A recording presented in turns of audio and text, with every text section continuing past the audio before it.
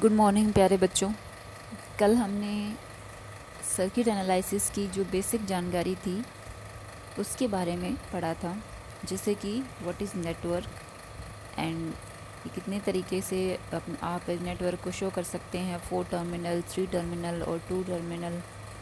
और उसके बाद में जो हमारे पास इलेक्ट्रिक सर्किट में पावर सोर्स होते हैं, वोल्टेज सोर्स, करंट सोर्स, उनके बारे में पढ़ा। And after that linear impedance क्या होता है, बाईलेटरल इम्पीडेंस क्या होता है।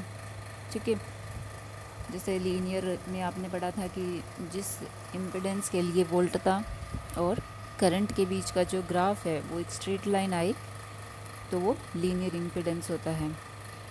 और बाईलेटरल, जिस किसी एलिमेंट के अंदर करंट दोनों दिशाओं से प्रवाहित करने पर उस एलिमेंट का इम्पीडेंस जो है वो अगर बदले नहीं तो वह बाईलेटरल इम्पीडेंस कहलाता है। ब्रांच, जिसके अंदर धारा का मान नियत रहता है। और नोड, जहाँ पे 2 या 2 से अधिक ब्रांचेस मिलती हैं। पाश या लूप, मेश या लूप, ये वो होगा जो कुछ ब्रांचेस से बना हुआ बंद पथ होगा।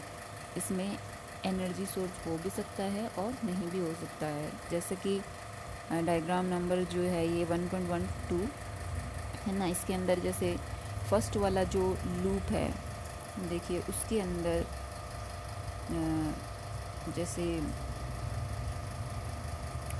जैसे अभी अपने ये है, इसके अंदर तो एनर्जी सोर्स है, लेकिन जो ये वाला है इसमें नहीं है, ये वाला है इसमें नहीं है। तो ये जो लूप है इसमें एनर्जी सोर्स नहीं है, सेकंड और थर्ड में, फर्स्ट में है। तो ये कोई ज़रूरी नहीं है कि एनर्जी सोर्स हो। जिसके अंदर एनर्जी सोर्स होगा वो एक्टिव मेश या लूप कहला जाएगा, जिसमें नहीं होगा वो पैसिव कहलाएगा। ठीक है, उसके बाद हम लोग नेक्स्ट जो है आज का टॉपिक जो है वो है किरचॉफ लॉ। किरचॉफ लॉ जो है काफ़ी बार पढ़ने में आया है आप लोगों के सामने। एक बार फिर से इसे इलेक्ट्रॉनिक्स के टर्म्स में थोड़ा सा देख लेते हैं कि what is Kirchhoff law. There is 2 type of this law and एक तो है करंट लॉ और दूसरा है वोल्टेज लॉ। तो सबसे पहले करंट लॉ, जैसा कि आप डायग्राम में देख ही पा रहे हैं, एक नोड पॉइंट बना हुआ है O और उसके चारों तरफ देखिए, इस पॉइंट के चारों तरफ करंट को शो करने वाली लाइनें बनी हुई हैं। देखिए इसमें से क्या है, एक चीज़ देखने की है। I1 जो है वो पॉइंट I1 जो है वो करंट I1 जो है वो बिंदु O की तरफ आ रही है। I2 इससे दूर जा रही है। I1 इधर आ रही है, I2 O से दूर जा रही है, IF पास आ रही है, I4 दूर जा रही है और I3 भी दूर जा रही है। तो किरचॉफ लॉ क्या कहता है कि जो हमारा नोड पॉइंट या संधि बिंदु जो होता है, उस बिंदु की ओर आने वाली धाराओं को धनात्मक लिया जाता है और उससे दूर जाने वाली धाराओं को ऋणात्मक लिया जाता है। इनका योग जो है वो 0 के बराबर होता है। तो यहाँ पे अपने पास जो I1 है वो पॉजिटिव है और जो I5 थी, जैसे ये वाली पॉजिटिव, ये वाली पॉजिटिव, क्योंकि ये दोनों जो है वो O की तरफ आ रही है। और जो I2 है, I3 और I4 है, ये इससे दूर जा रही है, इसीलिए ये जो तीनों हैं वो नेगेटिव है और ये जो दोनों हैं वो पॉजिटिव है। इसीलिए इन दोनों का योग धनात्मक चिन्ह के साथ और साथ में ये ऋणात्मक चिन्ह के साथ, तीनों बाकी, ये किसके बराबर होता है, 0 के बराबर होता है। ठीक है, जैसे कि यहाँ पे शो हो रहा है इक्वेशन नंबर 2 में I1, देखो I1 minus I2 minus I3 minus I4 plus I5 is equal to 0 होता है। ठीक है, यानी कि संधि बिंदु पर या नोड बिंदु पर कुल विद्युत धाराओं का बीजीय योग जो है वो 0 होता है। Summation of I is equal to 0 होता है। समेशन ऑफ I मतलब समस्त धाराओं का बीजगणितीय योग 0 के बराबर होता है। और इस बीजगणितीय योग में जो धाराएं संधि बिंदु की ओर आ रही होंगी, यानी कि संधि बिंदु की तरफ जा रही होंगी, उनको हम धनात्मक लेंगे, और जो संधि बिंदु से दूर जा रही होंगी उनको हम ऋणात्मक लेंगे। जैसे कि ये वाला इस लाइन में है, ये ऋणात्मक होगी। और उन चालकों से बहने वाली धाराओं के मान, जैसे कि आप लोगों ने इस डायग्राम में देखा ही था कि I1 और I5 जो थी वो पास में थी, बिंदु की ओर जा रही थी। जैसे कि ये वाली लाइन में लिखा हुआ है I1 I5 संधि की ओर जा रही है, इसलिए ये धनात्मक होंगी, और बाकी धाराएं जो हैं वो ऋणात्मक होंगी। तो इसके अलावा हम इसको एक और टर्म के अंदर शो कर सकते हैं या एक्सप्लेन कर सकते हैं। वो क्या है कि संधि की ओर जाने वाली धाराओं का योग जो है वो संधि से दूर जाने वाली धाराओं के योग के बराबर होता है, जो कि इस लाइन के अंदर आप लिखा हुआ है, पढ़ सकते हो। ठीक है,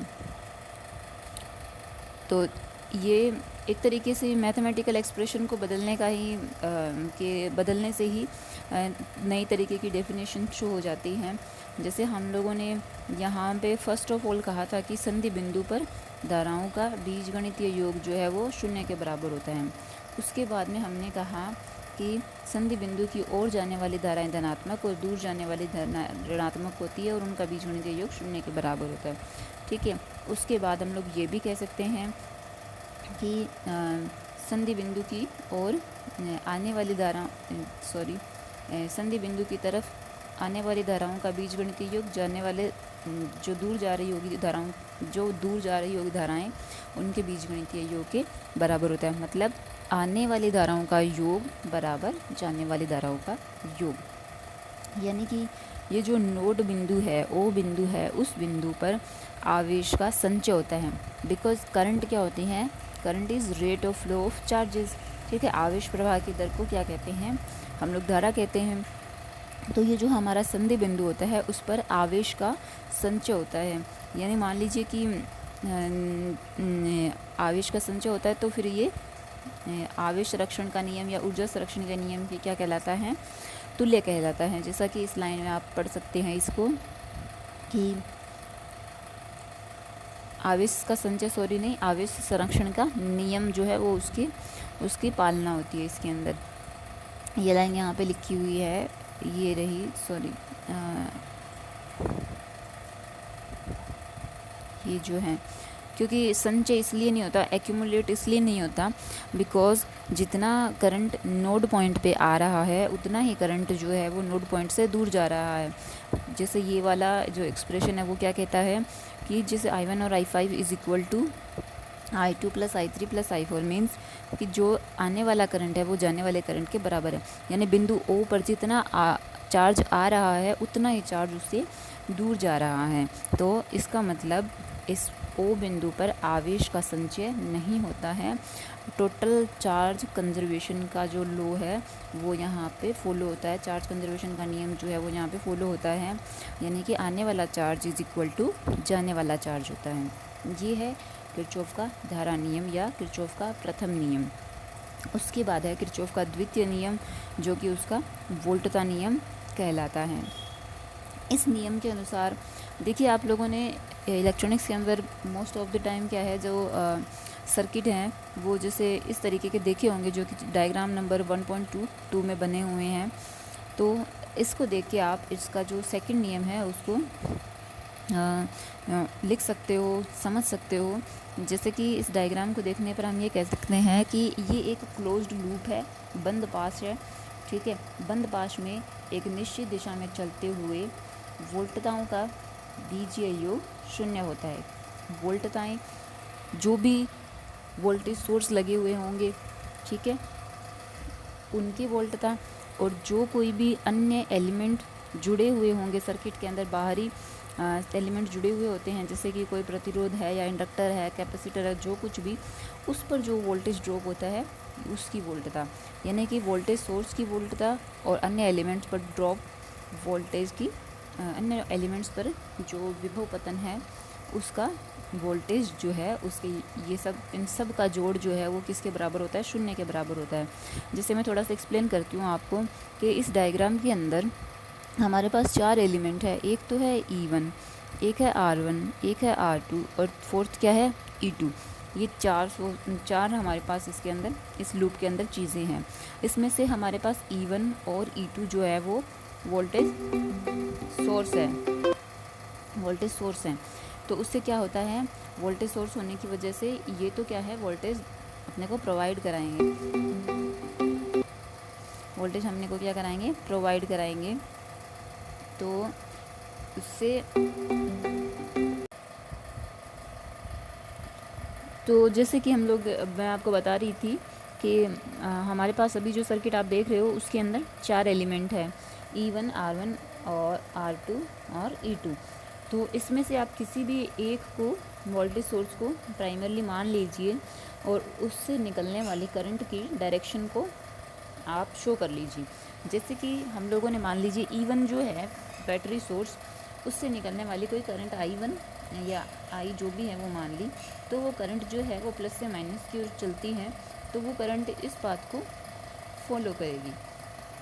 ठीक है, तो इस बात को जब फॉलो करती है करंट, तो हम लोगों को किस तरीके से सब एलिमेंट पर जो वोल्टेज ड्रॉप होने वाला है उसको शो करना है। वो देखिए कि सबसे पहले हम E1 से शुरू करते हैं। जब E1, जैसे हम इसको इस तरीके से शो करें करंट को,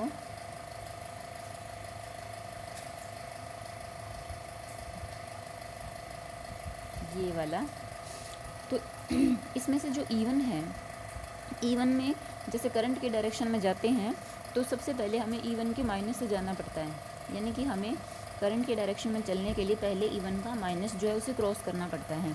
इसीलिए जो पहले साइन आएगा वो साइन हम लोग E1 के साथ शो करेंगे, यानी कि -E1। इसी तरीके से जो सेकंड है R1 में वोल्टेज ड्रॉप जैसे V1 है और R2 पे V2 है, और कोई भी जो सर्किट एलिमेंट होता है उसमें करंट जो है वो प्लस से माइनस की ओर फॉलो होती है। तो इसमें R1 से गुजरने के लिए पहले हमें प्लस जो है वो फेज़ करना पड़ेगा, इसीलिए प्लस V1। R2 जो है इसी तरीके से R2 में हमें प्लस V2 जो है वो फेस करना पड़ेगा, और E2 के अंदर भी हमें पहले प्लस मिलेगा, पहले प्लस का साइन मिलता है और इस इक्वल टू 0 हो जाएगा। ठीक है, तो इस तरीके से हमें पूरे लूप के लिए एक इक्वेशन लिखनी है। जो साइन पहले आएगा वो साइन हम लोग उस एलिमेंट की वोल्टेज के साथ लिखेंगे। जैसे मान लीजिए E1 की वोल्टेज E1 है, ये वोल्टेज सोर्स है कोई, तो उसके E1 से जब हम चलना शुरू करते हैं करंट के डायरेक्शन में, तो पहले हमें माइनस मिलता है, तो -E1। फिर R1 के साथ प्लस V1, R2 के साथ प्लस V2, क्योंकि पहले प्लस आता है क्योंकि करंट के डायरेक्शन प्लस से माइनस होती है, और उसके बाद E2 जो है उसमें भी फिर से प्लस आता है। तो इसको हम लिख सकते हैं -E1 plus V1 plus V2 plus E2 is equal to 0, जो कि हमारी इस इक्वेशन के अंदर लिखा हुआ है। ठीक है, और आप इसको इस तरीके से भी लिख सकते हैं, V1 plus V2 is equal to E1 minus E2, यानी कि यहाँ से क्या डेफिनेशन निकल कर के आती है कि जो सर्किट एलिमेंट रहते हैं उन पर वोल्टताओं का योग, जो वोल्टता सोर्स होते हैं उनकी वोल्टताओं के बीजगणितीय योग के बराबर होता है, यानी कि सोर्स की वोल्टताओं का योग और जिन एलिमेंट पे वोल्टेज ड्रॉप होगा उनकी वोल्टताओं का योग के बराबर होता है। तो इसके अंदर देखो, जैसे सोर्स जो जो सर्किट एलिमेंट है R1 और R2, उन पे वोल्टेज ड्रॉप V1 और V2 था, जो करंट के डायरेक्शन में अगर हम लेते हैं तो प्लस के रहते हैं। लेकिन अब देखिए, जैसे जो E1 है वो प्लस का है और E2 है वो माइनस का है, वैसे ये ऊपर वाली इक्वेशन को कम्प्लीटली सेटिस्फाई कर रहा है। अगर उसमें E1 और E2 को दूसरी साइड लेके जाएंगे तो E1 प्लस का और E2 माइनस का हो जाता है। फिर भी आप इसे इस तरीके से लिख सकते हैं कि जो एलिमेंट करंट के डायरेक्शन के अंदर जो भी, अगर मान लीजिए हम लोग जो भी कोई कन्वेंशनल करंट मानते हैं, कोई भी धारा की दिशा मानते हैं लूप के अंदर, और जिस सोर्स से निकलने वाली धारा उस धारा की दिशा में होती है वो पॉजिटिव, और जो जिस सोर्स से निकलने वाली धारा की दिशा, निर्दिष्ट धारा की दिशा विपरीत होती है, वो नेगेटिव लेते हैं। इसको थोड़ा सा मैं आपको एक्सप्लेन करती हूँ। जैसे मान लीजिए हमें इस एक्सप्रेशन को सेटिस्फाई करना है, तो इसको हम लोग इस तरीके से एक्सप्लेन कर सकते हैं कि जो सर्किट एलिमेंट हैं उन पे वोल्टताओं का योग क्या हो गया, V1 और V2 हो गया। अब मान लीजिए इस लूप के अंदर हमने धारा की दिशा ये मानी है, ठीक है। अब E1 से निकलने वाली धारा की दिशा क्या है, ये है, यानी कि E1 से निकलने वाली धारा की दिशा निर्दिष्ट धारा की दिशा में है, तो ये क्या हो गया, प्लस का, ये है E1 के लिए। और E2 से निकलने वाली धारा की दिशा ये है, प्लस से माइनस की ओर होती है धारा की दिशा, तो ये E2 जो है वो क्या हो जाएगा, माइनस का हो जाएगा। तो V1 plus V2 is equal to E1 minus E2 होता है, ठीक है। यानी कि जो सर्किट एलिमेंट रहते हैं उन पे वोल्टताओं का योग वोल्टेज सोर्स की वोल्टताओं के बीजीय योग के बराबर होता है।